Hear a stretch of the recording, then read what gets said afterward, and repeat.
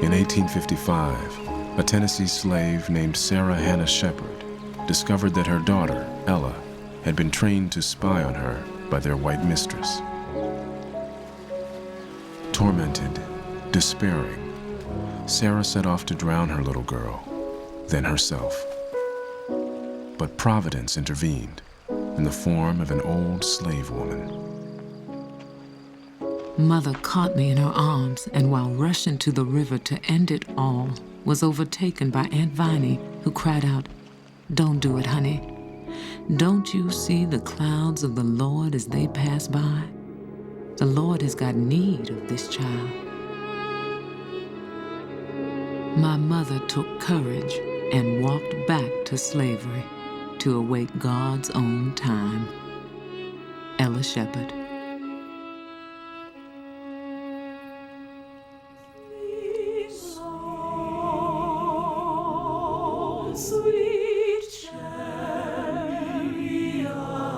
Ella would fulfill the prophecy in a way Sarah never imagined, through Sarah's own songs of sorrow and redemption. One day, Ella would perform them in palaces, cathedrals, and concert halls, with a choir of emancipated slaves, and build a great university out of the sacred songs of Jubilee.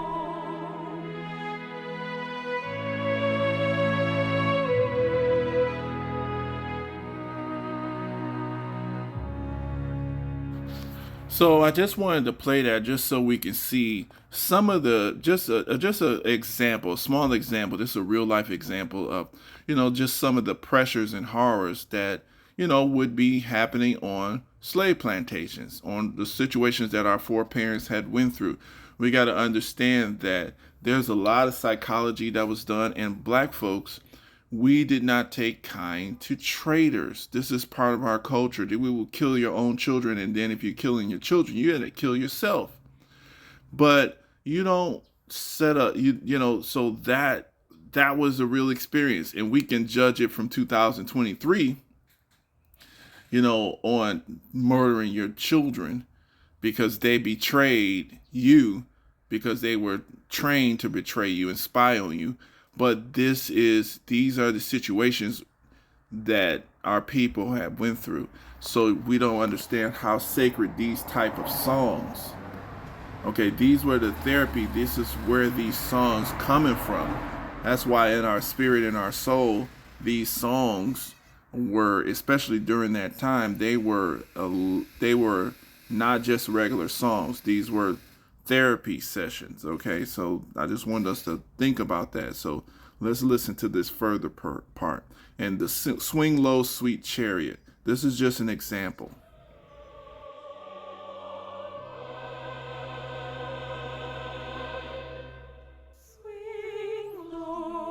But White was most entranced by the mysterious, moving songs that Ella Shepherd and the students sang for themselves. They were called cabin songs, plantation melodies, spirituals, and jubilees, folk hymns composed by slaves for worship and solace. Coming for to carry me home. You start singing a song, and when you're singing it first, according to the slaves, you're just singing the words. But after a while, it's almost like therapy. It begins to take the frown out of the face. The shoulders begin to come back to their natural position. What's happening is you're going through a cleansing process. These people were not readers. They were not writers. They had to sing songs with a few words that they could learn once, carry on forever, that everybody could sing at the same time. So you're going to find spirituals that'll say, "Swing low, sweet chariot, coming for to carry me home." Swing low, sweet chariot, coming for to carry me home. Just a few words which are going to be sung over and over.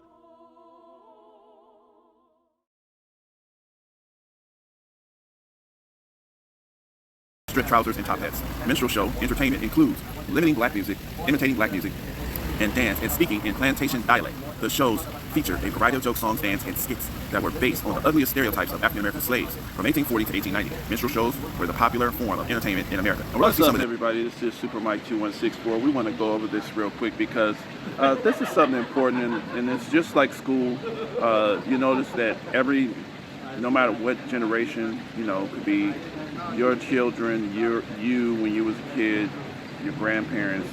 The school teaches some of the same basic subjects over and over. No matter how many years, they're going to teach these same basic subjects. Why? Because if you stop teaching certain basics, then people revert back to before you even knew the history. So we're going to go over this blackface thing again. Today it doesn't seem to have as much sting, but today I want to try to make this video to try to show you the sting of the real sting if blackface is allowed to come back and be cool. So we want to go over the history of blackface. This is the website here. So blackface, the mask which the actor is apt to become his face, and that's from Plato. Blackface is more than just a burnt coat applied to makeup. It's a style of entertainment based on racist black stereotypes that began in the minstrel shows and continues today. Now keep in mind, we got some famous actors, some very famous people, some people that are, have a lot of charisma, a lot of enthusiasm on the screen, very popular stuff. And what if these people make it popular? Your normal behaviors, the behaviors of your people, are made fun of, laughed at, and made a minstrel. And it becomes popular to demonize you, to demonize your style, to demonize your normal culture. Your average culture becomes a joke. That's why black folks run away from being themselves, okay? Knowledge of self, that means you can't, if you don't have knowledge of yourself, you can't love yourself. So this is why you see a lot of lack of self-love in the black community, because American culture has been, circled around, making fun of black people. So here's the history of blackface. The stock of characters of blackface minstrelsy have been played a significant role in disseminating racist images, attitudes, and perceptions worldwide. Now this is worldwide. This is why people come from other places and still look down on you. Every immigrant group was stereotyped on the music hall stage during the 19th century, but the history of prejudice, hostility, and ignorance towards black people has ensured a unique longevity to the stereotypes. White Americans' conceptions of black entertainments were shaped by minstrelsy's mocking caricatures, and for over 100 years, think about that, 100 years of making fun of you. The belief that blacks were racially and socially inferior was fostered by legions of both white and black performers in blackface, racist black stereotypes, originating in the white man's characterizations of plantation slaves and free blacks during the era of minstrel shows, as 1830 and 1890. The characters took such a familiar hold in the American imagination that audiences expected any person with dark skin, no matter what their background, to conform to one or more of these stereotypes. So here it is, the Zip Coon, there's Jim Crow, and you can read this on your own. These, you got to realize they just looked at our characters and they just made up certain names for them. And you're called that if you behave this way. You're Jim Crow. You're a Zip Coon. Okay. So this coon is made mockery of free blacks. So the Zip Coon, you think you're free. You're trying to dress and be respected. You're a coon. Okay.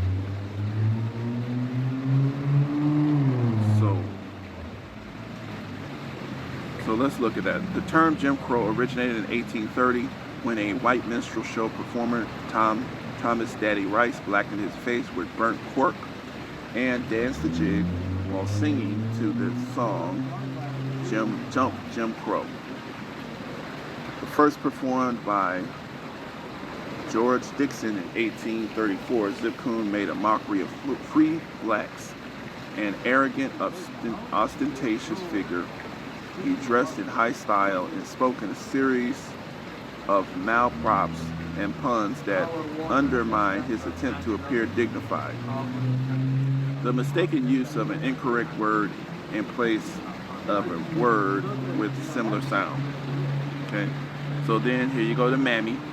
Mammy is the source of earthly wisdom, who is fiercely independent and brooks no backtalk. Although her image changed a little over the years, she was always the favorite of advertisers. Uncle Toms are typically good, gentle, religious, and sober. Images of Uncle Toms were another favorite of the advertisers. So they're showing PepsiCo, Aunt Jemima syrup, Uncle Ben's rice. Finally announced in 2020 that they were removing the characters that began as minstrel show stereotypes from their packaging. Now you get the Buck. The Buck is a large black man. It reminds me of Marjorie Taylor, who just was talking about another black congressman from New York that she claimed to be afraid of. The Buck is a large black man who is proud, sometimes menacing, and always interested in white women. This white woman thinks that this Buck is always trying to get at them. All right, the Temptress. During the minstrel era, wenches were typically a male and female garb. Wow. In film, wenches were usually female mulattoes. So the mulatto was the mixed blood, male or female, in film often portrayed as a tragic figure who either intentionally or unintentionally passes for white until they discover they have Negro blood or are discovered by another character to be black. The pickaninnies have bulging eyes, unkempt hair, red lips, and wide mouths, into which they stuff huge slices of watermelon. Wow, okay. So these stereotypes were staples during the minstrel era and carry over into vaudeville. Vaudeville is like before movies, film and television. So blackface makeup was either a layer of burnt cork on a layer of cocoa butter or black grease paint. In the early years, exaggerated red lips were painted around their mouth like those of today's circus clowns. In later years, the lips were usually painted white or unpainted. Costumes were usually gaudy combinations of formal wear: swallowtail coats, striped trousers, and top hats. Minstrel show entertainment includes limiting black music, imitating black music, and dance and speaking in plantation dialect. The shows feature a variety of jokes, songs, dance, and skits that were based on the ugliest stereotypes of African American slaves from 1840 to 1890. Minstrel shows were the popular form of entertainment in America. And we're going to see some of this a little later. Judy Garland. But this is not really Judy Garland, it's MGM, because this is how they made their money. Metro Goldwyn and Mayer. This is a Jewish company, but this is how they made their money, off of minstrel shows of black folks. White audiences in 19th century wouldn't accept real black entertainers on stage unless they performed in blackface or makeup. One of the first blacks to perform in blackface for white audience was the man who invented tap dancing. Wow. Tap dancing, William Henry Lane, aka Master Juba. Lane's talent and skill were extraordinary, and eventually he became famous enough that he was able to perform in his own skin. I want to see what this guy's about. So this is Juba, Master Juba. The man who invented tap dancing.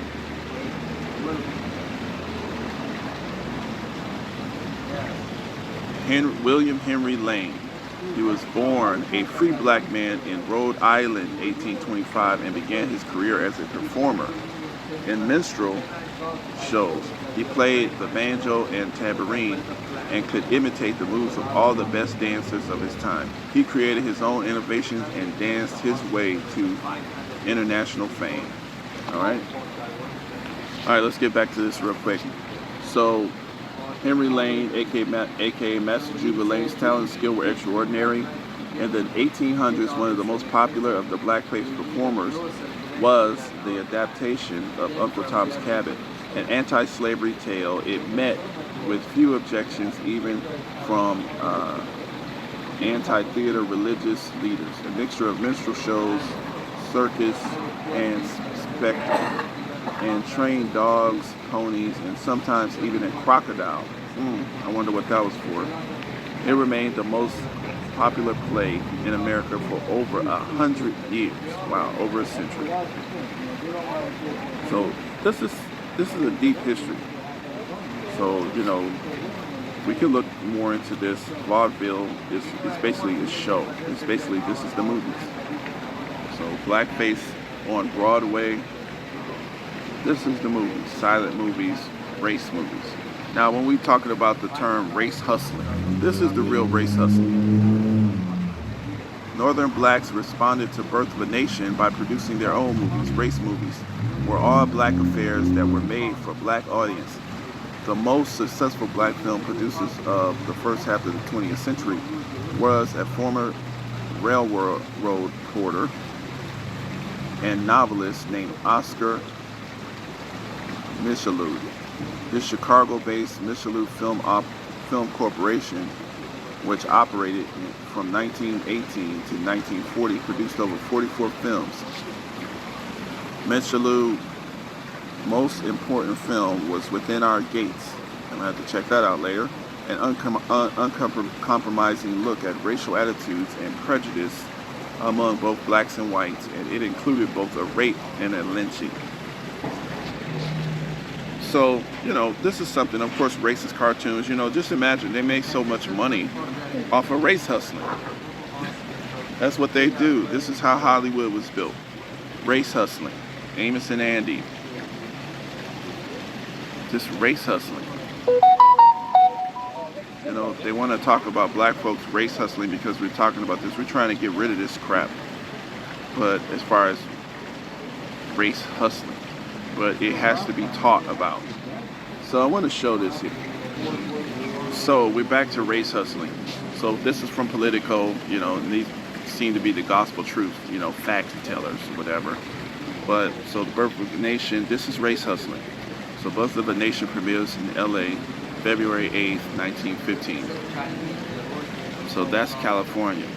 Okay. A century ago, moviegoers flocked to theaters to see Birth of a Nation, a silent film that made its debut in 1915 in Los Angeles. Okay.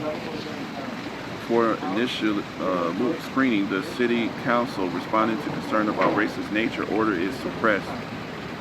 The premiere occurred after its director, D.W. Griffith, won a court injunction granting its release. The Birth of a Nation reveals more about race relations in 1915 than it does about the true nature of the Civil War and its aftermath. Originally distributed as The Klansman, they don't spell that with a K. It's interesting. And this is Politico, but anyway. You know, The Birth of a Nation, under the patronage of Woodrow Wilson, which is the president, became the first movie to be shown at the White House. And this is race hustling. Okay. While in office, the Virginia-born Democrat president resegregated the federal workforce. It also helped inspire the Ku Klux Klan's revival at Stone Mountain, Georgia, and was used as a recruiting tool by the 20th century. So that's race hustling. Lord, sweet chariot, coming for to carry me home, swing low, sweet chariot,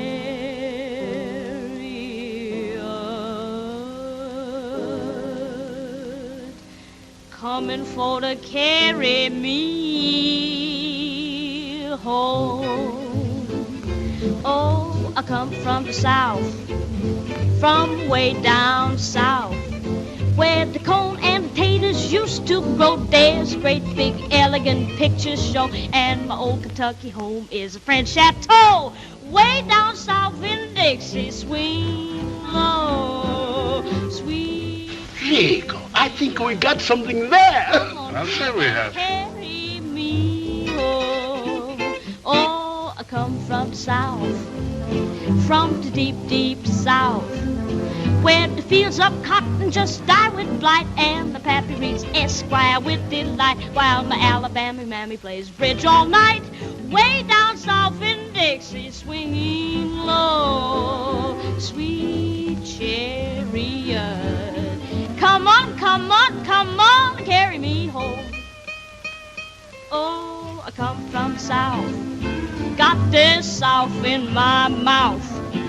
Uncle Tom's cab's got a new routine, lights across the ice in the limousine, while Simon Legree shakes his tambourine. Way down south in Dixie, swinging low, sweet chariot, swing low, sweet chariot.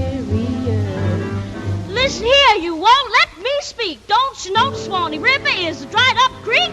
Come on and carry me home. La da, la da, ho, ho, ho, da da da da da da.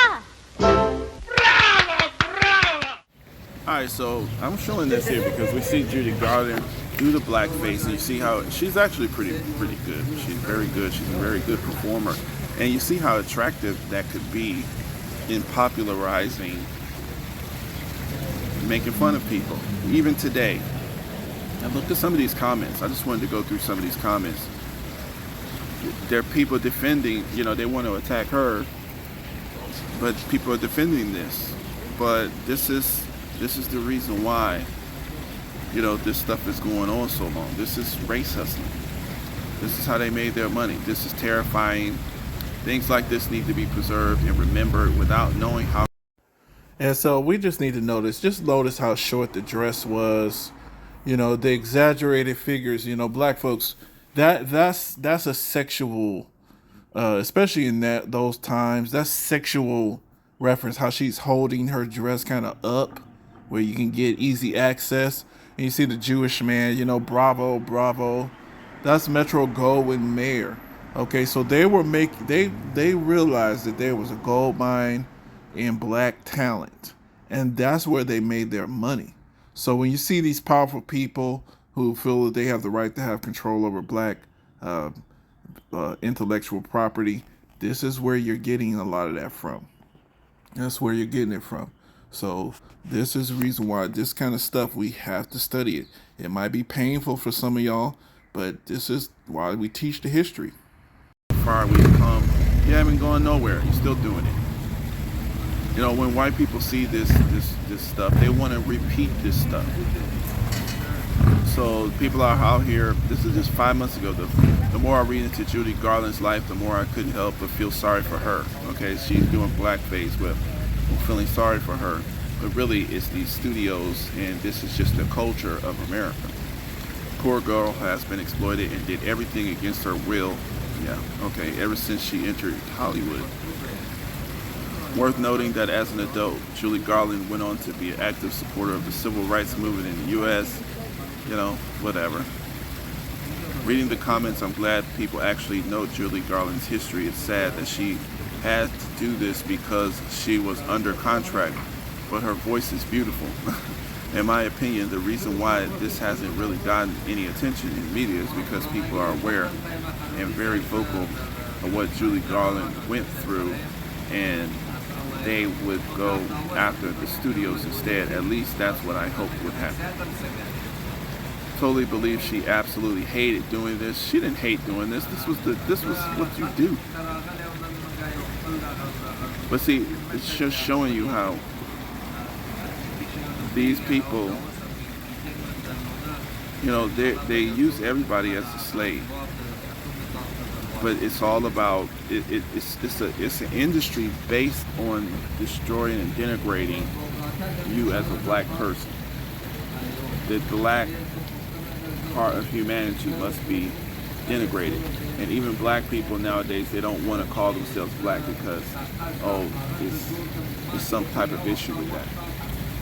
So this is what I mean by war on black too. And listen to this, Aaron Juanes, this is beautiful. See that? This is beautiful. Nothing else. You see, and other people in different countries, they're, you know,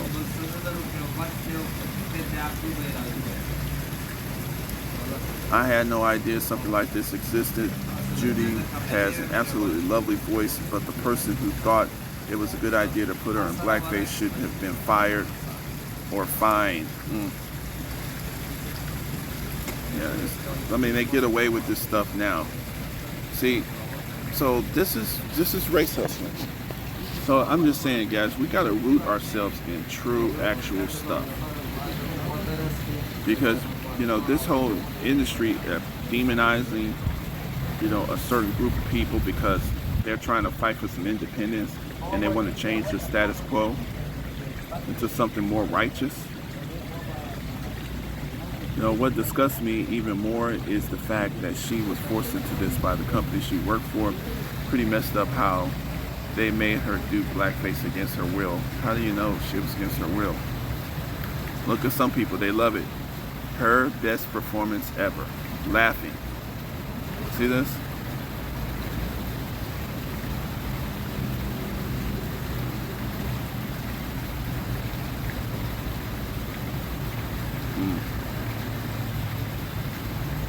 Yeah. This is a deep scar in her drug addiction. MGM forced her to commit roles contractually. Judy Garland was notorious as a huge civil rights advocate, and I feel just as ashamed for knowing MGM producers marginalized actresses. Judy Garland was deeply misunderstood and unbelievably lovely. All right, so, you know, of course they're going to film her. So after we see everybody trying to empathize and sympathize with the white woman and the plight that she was forced to make money, you know, paint her face black and, you know, embarrassing all the black people, let's go back to, you know, the actual and like people and share who had to live. You know, make sure you make a comment, share the message, get it through the world. Let me know what you guys think. You know, right, after these songs were literally coming from the pain and the suffering that black folks had endured. And to see that same song that your grandmother, your mother, and your great-grandfather sung to you and told you the history that they went through, but to see Judy up there, to see whoever, Zip Coon and all of these little games played constantly for over 100 years to make you look stupid, that's where the blackface, that's the source of the pain. That's the source of the irritation. So tell me what you guys think. Oh, Zip Coon, he's a learned scholar. Oh, Zip Coon, he's a learned scholar. Oh, Zip Coon, he's a learned scholar. Sings Possum up the gum tree, Cooney and the Holler. Possum up the gum tree, Cooney on the stump. Possum up the gum tree, Cooney on the stump.